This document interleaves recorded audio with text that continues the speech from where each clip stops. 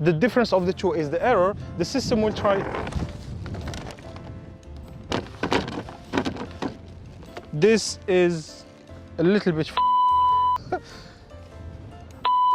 is contractual. It has legal consequences, to be honest, if it's not properly implemented, because you will have 5,000 human lives in the middle of the sea, and that torque limitation is what will protect the installation.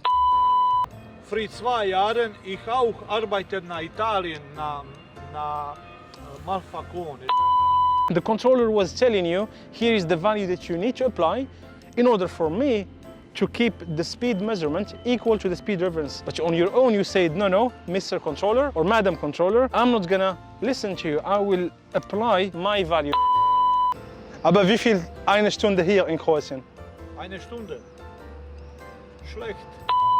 The mathematical integral is very simple. Here's how it works. Hello friends, and welcome to I've Been Told to Settle Down. Since the COVID hit the world in 2020, I sold everything and went traveling the world.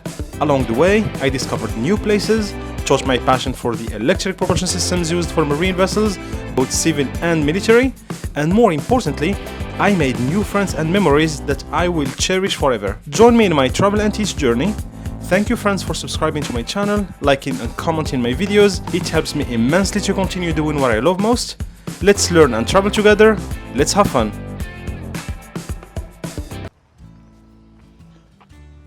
Hi there. I have a question. The ships behind me, do you think they are in speed regulation, torque regulation or power regulation? Alright, it's 5:30 a.m. in Croatia. I suggest you go get your tea, coffee or whatever thing you like to drink in the morning, and I guess we have a lot to talk about. The first question I asked you was a more trap question. So are these ships equipped with the speed control, torque control or power control? The answer is I don't know. It depends on which ship we are talking about. Cruises, right? So these are the most popular ones. Then you have ferries. Then you have like military vessels. And in the military category, you have like the frigates, you have the joint support ships, the aircraft carrier ships, then you have the drill ships that go in the middle of the sea, like to look for oil, for example, and then you have the container vessels. So the real question is, which type of vessel are we talking about? Now, here's the thing. There is one controller that is common among these different types of vessels, and that is the speed control.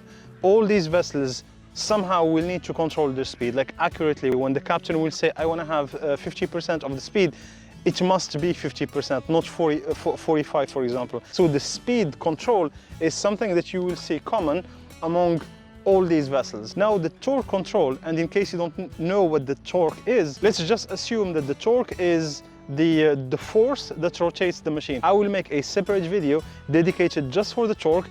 Now at this level, let's just assume that the torque is the force that makes the electric motor or any motor rotate. Because these ships serve different purposes, they are also engineered and designed in a different way. The cruise, for example, and the ferry will not need the torque regulation. Why would you regulate the torque of a cruise or a ferry? Or what the captain care about on board the cruise is to regulate the speed and to regulate the power. That's why the cruise and eventually the ferry, they have also on top of the speed control, they have what we call the power control. Now why they have the power control? It's more the ECR folks and mainly the chief engineer who cares about maintaining at any time a healthy, I feel my board is gonna fly. So the power mode, you will need it to make sure that the power plant, what creates energy for you, which is mainly the DG, what we call the diesel generator group, you want to make sure that this group is not overstressed. Therefore, in some situations, you might need to control also the power. The cruise and the ferry, yes, they have it. Now, the drill ship, on the other hand, because the drill ship is positioned in the middle of the sea, let's say looking for oil, for example, the drill ship needs to maintain a specific, sorry, I'm afraid, I'm afraid that my board will fly in the water. I don't want to cause an environmental issue here in Croatia. So, the drill ship, since it will have to maintain a certain position in the middle of the sea and kind of fight the marine currents, so if there is a marine current pushing the ship like this, then the ship should fight back in the opposite direction to maintain a specific position. Then in this case, it is not the speed that we care about, it is the torque that we care about. That's why the drill ship, for example, will have somehow a torque control. Here is how the speed regulation works. The speed reference from the captain will come here. So this is the speed reference. I will compare it to the speed measurement. What is the first block? It's what we call the controller or the regulator. So this is the controller. So the controller looks at the difference between what the captain wants. He is the customer, right? So he's asking us a certain speed and compare it to the physical. This comes from a physical speed sensor, or it can also come from a speed calculation. It depends on the philosophy of the control, but this is the actual speed measurements, and depending on the difference between the two, the controller will make an action. That action is the output of the controller, and it goes as an input to what? This is the physical system. I will call it the plant, or the process if you want. I regulate, I ask an action, and then I get a response. The response is the real speed of the machine. So based on the action I ask the plant, the machine will rotate. Now I'm afraid that my laptop will fly into the seas. Sorry. It's so windy. So this is the speed of the machine. I swear it's moving. Come on board, stay with me. The YouTube guys want to see you. Why you want to leave us? It's cold in the water. You have the speed difference between the reference and the measurements. It's called E, like epsilon, or like error. The error, yeah, the Anglo-Saxon school likes to call it error, you know, very simple. The French school likes to call it epsilon. They, you know, why simplify things if you can complicate them? So epsilon is the error, comes to the controller, and this is the output. Now, the big question is, what is this here? Here, you have our dear torque. So the output of the speed regulation is a torque reference. For now, we will dive into the detail of the controller. If you are ready, it's 6:30 a.m. So yeah, you might need to get a coffee maybe. So that's the speed reference coming from the captain. You might be wondering which type of controller is this one. There are many of controllers in the industry. The most popular one is the PID regulator. More frequently we say PI regulator because we cancel the D, and the D is the derivative. There is a P, which is proportional. This is what I'm gonna draw here. Then you have the integral part. So there is a mathematical integral in it. And the last one is the derivative. And this is like the derivative of the signal. This is the output of the controller. And what is the output? Well, it's simply the sum of this, and this. The output of it will give us the output of the controller, which is torque reference. We are comparing the speed reference to the speed measurement. Where does it come from? After the torque reference go to the motor, let's call it the electric motor. The electric motor gives us the speed, and that's what we take here. So this is the speed, okay? This is a PID type of controller. We cancel the D, we don't need it. So the parameter KD will be equal to 0. So that's the first thing. Now, the KP part is what we call the proportional. That's what determines how aggressive the response of your system is. If you see that when you ask a speed reference, the system is not responding quickly, then you might want to touch what you call the proportional. The reason why is because the parameter you are putting here in KP, this is a coefficient called KP. This parameter is multiplied directly by the error. So if you see that the response of the system is too slow, then you might want first to increase KP. Now, the second part is the integral. An integral is like it has a memory effect. It's like a tank that you are charging, and it takes time to charge it and to discharge it. So the question is, what will define how much time charging and discharging your integral will take? That's the coefficient called Ki, which is here. So if you see that you don't have enough memory in the response of your system, then you might want to touch this parameter Ki. Now the derivative part, this is the as some people like to call it, the dangerous part. And maybe at the university, when you are using the derivative part on some simple first order functions, then yeah, you kind of have a more controlled response. You know what the derivative is doing. But in a more complex system, like in the industry where you have so many transfer functions put in series or parallel, the derivative part will just add more weird behavior to the system. So usually we cancel the derivative. That's why even when you rarely hear PID regulator, it's more PI regulator. Now back to my initial definition. A speed control mode is a control mode where the SCADA system will try to cancel the error between the speed reference required by the captain, for example, or the driver, and the real measured speed. The difference of the two is the error. The system will try. This is a little bit okay, I know what I'm gonna do. Sorry, I had to move my camera because I blocked the easel with this one. So in this case, I'm not gonna lose the board. So back to what I was saying, speed regulation is a control mode where the SCADA system will try to cancel the error between the speed reference and the speed measurements by doing what? By increasing or decreasing the torque reference. So as you can see, this is a closed loop. You see, here is the loop. It's closed, it's not an open loop, for example. In fact, that's what we are looking for. We are looking to close the loop to make sure that the speed measured is exactly equal to the speed reference. That's what the captain wants. This, in your university lab, everything works fine, but in the real world, things are less pink and pretty. The first situation you will have is the system saturation. An electric motor, in this case, will have its temperature increasing when you will start operating it. Now, that temperature increase may look normal, or it may be not really normal. You may want to saturate the torque, so limit the torque reference that you are giving to the machine. In other words, what you are doing, instead of shutting down the entire installation just because you have an increase in temperature, what you want to do is you want to limit the torque. You remember the entire SLD? So let me show you. I still have it here. So the torque limitation is not only to protect the electric motors, it's to protect the entire installation. So what we were showing is contractual. It has legal consequences, to be honest, if it's not properly implemented, because you will have 5,000 human lives in the middle of the sea, and that torque limitation is what will limit propulsion and protect the installation. Protect it from what? From breaking equipments, from losing the power plant. If you lose the generators because you are consuming too much power, you go into blackout. That means there is no more electricity. You will have the entire ship living from an emergency generator. That's like, yeah, that's nightmare.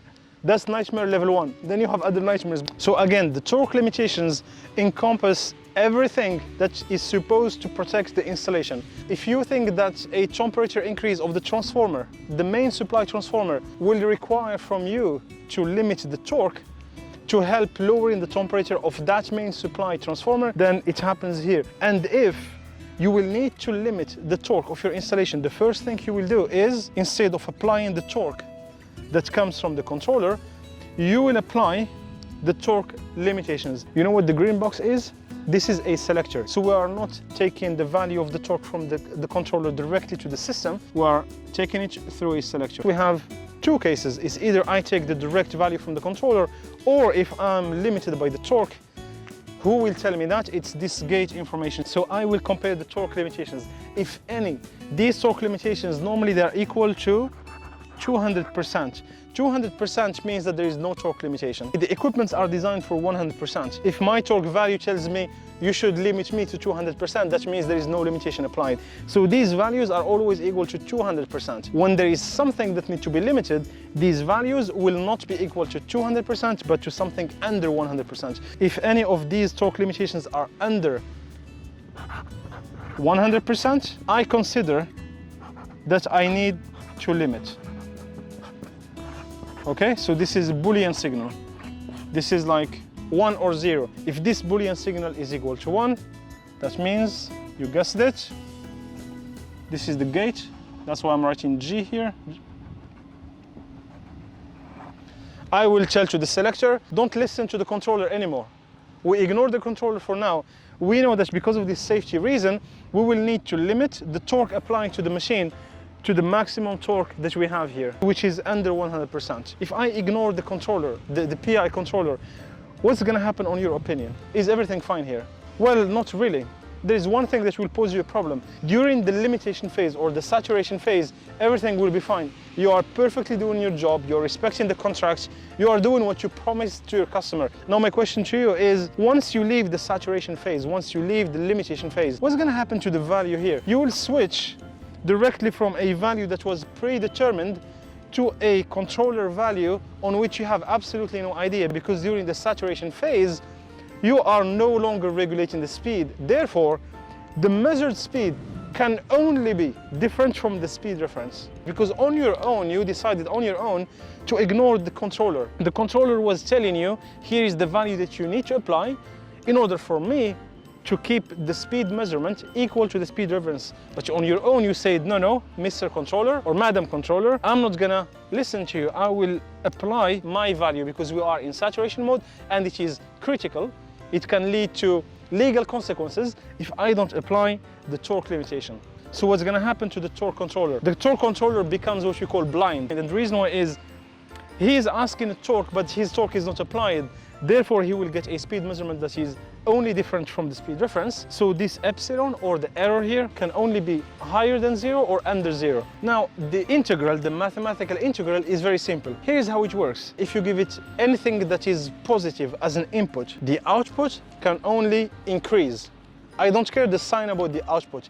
The value of the output will increase. If you give a negative input, the output of the integral will decrease. I'm going to give you real values to highlight the situation. The speed reference requested by the captain is equal to 100%. So the captain is in the middle of the sea asking 100% of speed. Because you have bypassed the torque reference coming from the controller, the speed measurement is no longer equal to the speed reference. In this case, let's say it's equal to 60%. The captain is asking 100%, but what he gets as a measurement is only 60%. But that is normal for the captain. He understands there is limitation. He will see alarms everywhere. So the E, the epsilon or the error will be equal to 0.4. You have 40% of error. What will be the output of this block? It will be equal to Kp multiplied by 0.4. So Kp is a fixed parameter. You adjusted it, you did the commissioning, you adjusted the value. It's equal to whatever it's equal to, multiplied by something different from 0.04. This is less problematic than this. This is where the problem is. Because this is equal to a fixed value, 0.4 multiplied by Kp, that's it. Here's what's gonna happen to the integral. Because you have a positive value at the input of the integral, 0.4, right? It's gonna be multiplied by the coefficient Ki, and it will integrate that in the time. So this, the value here can only increase. Once you will leave the saturation phase, you will get a beautiful surprise, which is that your integral output is not equal to the value that you had when you entered the saturation, but it's equal to something really high. Same for this, you don't have 0, you have 0.4 multiplied by this. Adding these two,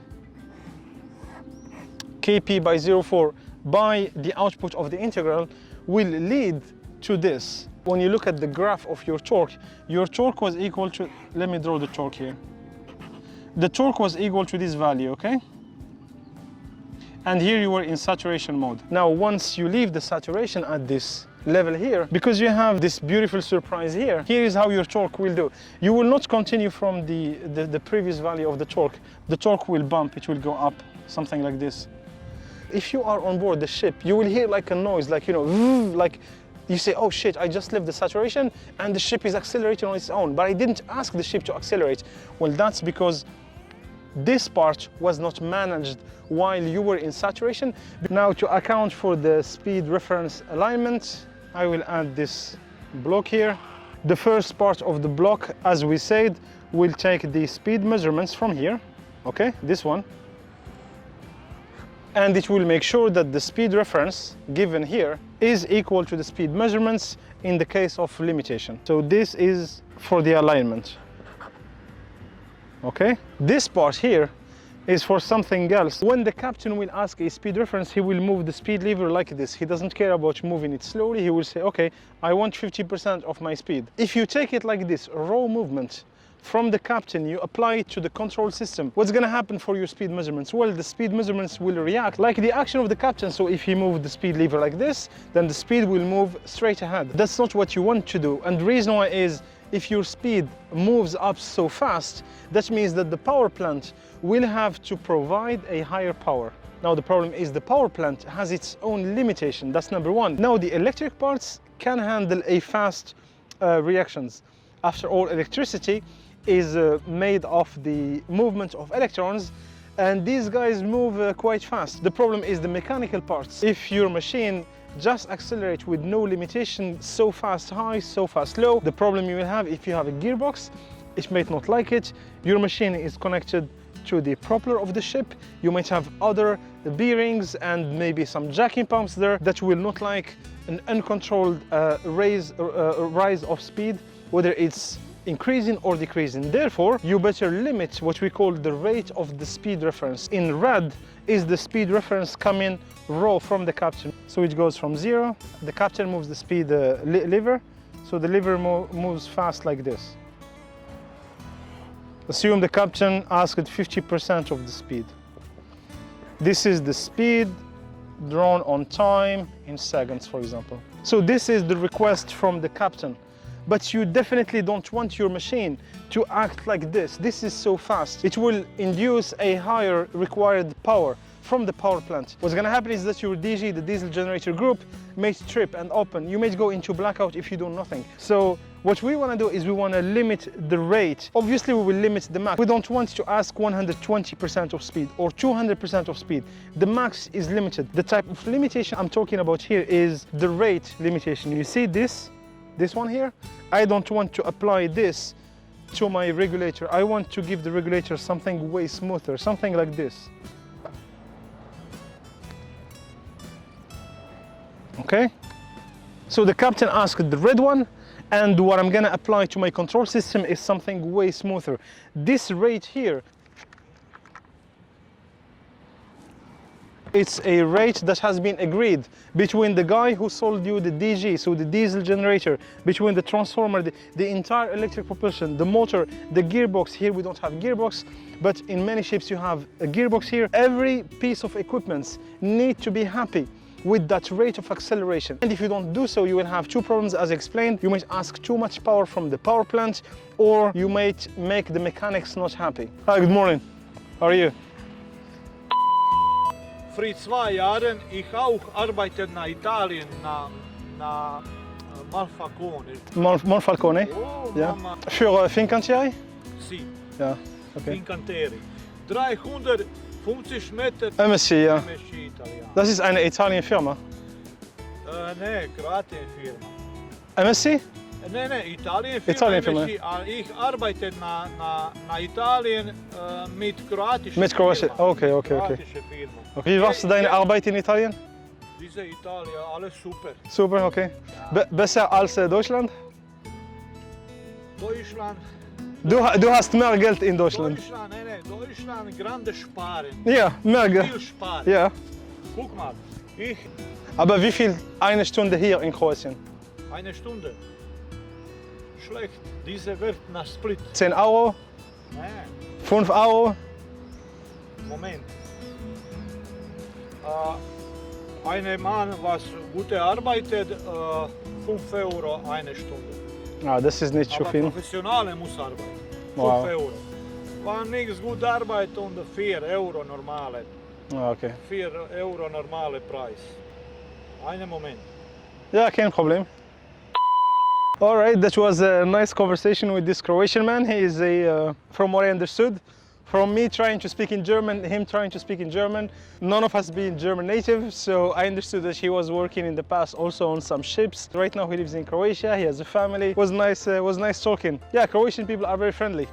Back to our topic. The role of this is to limit the rate of the speed reference, and that is here. So this is dx on dt, which is, yeah, you are limiting the derivative of the reference. Yeah, I think my pen needs a breakfast because we wake up early today, 4 a.m. and I think I also need a breakfast. So this is a more detailed view of the speed controller that is used for the electric propulsion systems at the same time to control the speed, but also to protect the equipment, because you can't do whatever you want with the speed. Yes, you can accelerate, decelerate, but it should be in a controlled manner.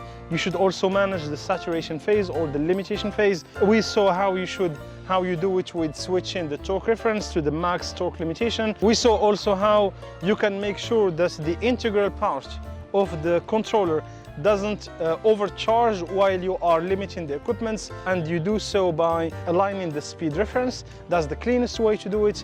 And the last part we saw was making sure that the ramp of the speed reference does not exceed the maximum acceptable rate for the speed reference, because the rate of the speed reference will determine the quantity of the power that you will request from the power plant, which is made of your diesel generator, and that is your heart. That's the heart of the installation. If you mess up with it, then you might lose the DGs, the diesel generator, and you enter into the blackout mode, which no one want to go into it, to be honest. Therefore, I thank you very much for watching the episode of today. I promise next time we will talk about the torque regulation, then the power mode. You will see how the torque regulation is very important for ships such as the drill ships and the FPSOs. These ships position themselves in the middle of the sea on an accurate location, and we will see the power mode and how it is so vital for the ship safety, humans and machines, when the ship is going into a rough sea. So it's 7:33. I think the class is over. I can go get a breakfast. You can also go to do the same. I don't know what time is it right now in your country. Thank you very much for watching. Thank you for your support. See you next time.